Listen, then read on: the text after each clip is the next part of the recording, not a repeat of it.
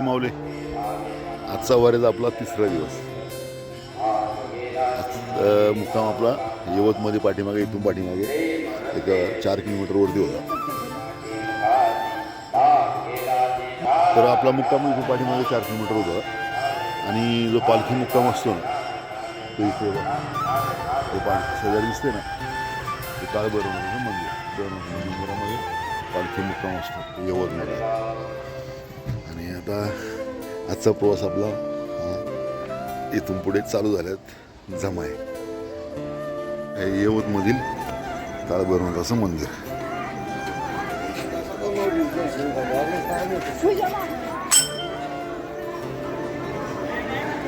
सुंदर अशा मंदिरामध्ये पालखीचा मुक्काम असतो.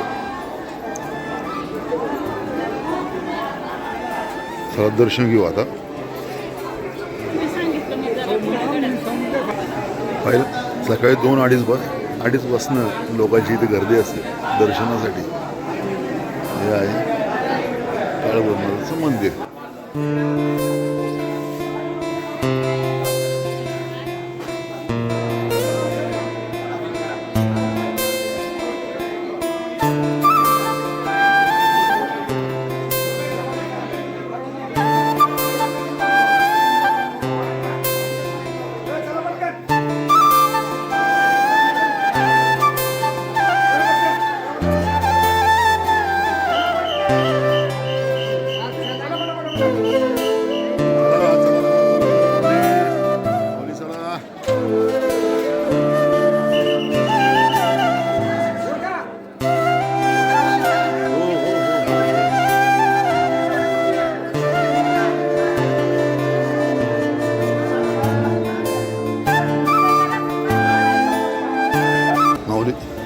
अशा तऱ्हेनं आपलं सकाळी सकाळी दर्शन झालेलं आहे.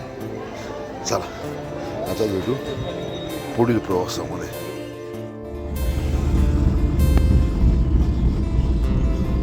एवढ्या अंधारामध्ये देखील वारीचा प्रवास थांबत नाही. आता सकाळचे वाजलेत 5 वाजलेत. असे सकाळी 2:30-3 नंतर जे पायी चालणार आहेत ते चालू होतात. बाकी नाही, शेवटपर्यंत आपल्याला लोकच दिसतात. जय हरी माऊली. आजचा वारीचा तिसरा दिवस. सकाळी सकाळी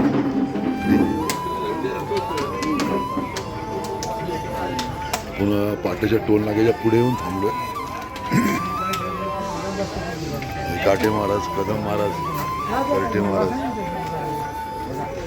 आणि या बाकीचे या माऊली बाहेर बसले. समोर आपली गाडी.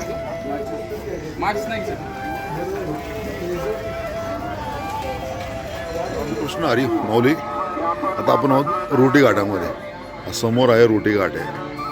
अजून 6 पण वाजले नाही आहेत. बाकी हा जय हरी ग्रुप पिंपरी चिंचवड शहर दरवर्षीप्रमाणे या ठिकाणी अन्नदानाचा कार्यक्रम त्यांचा इथं असतो. खूप सुंदर उपक्रम आहे. प्रत्येक वर्षी आपण इथं आलं की सकाळचा नाश्ता आपला इथं होतो. इथून पुढे आपल्याला पुढील प्रवास चालू करायचा आहे.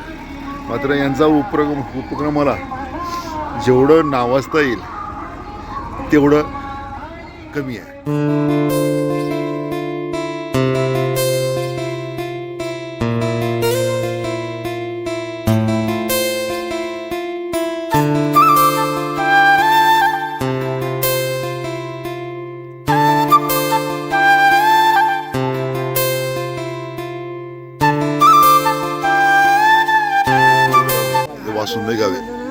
वासुंदे गावामध्ये आपला दुपारचा ठिया असतो. आराम करण्याची जागा. आता इथं आल्यावर नाश्ता पाणी. हे समोर लाडू. जेवण देतात पोटभर.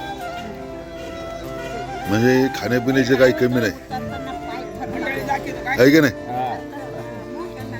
बिलकुल नाही. मजाच मजा.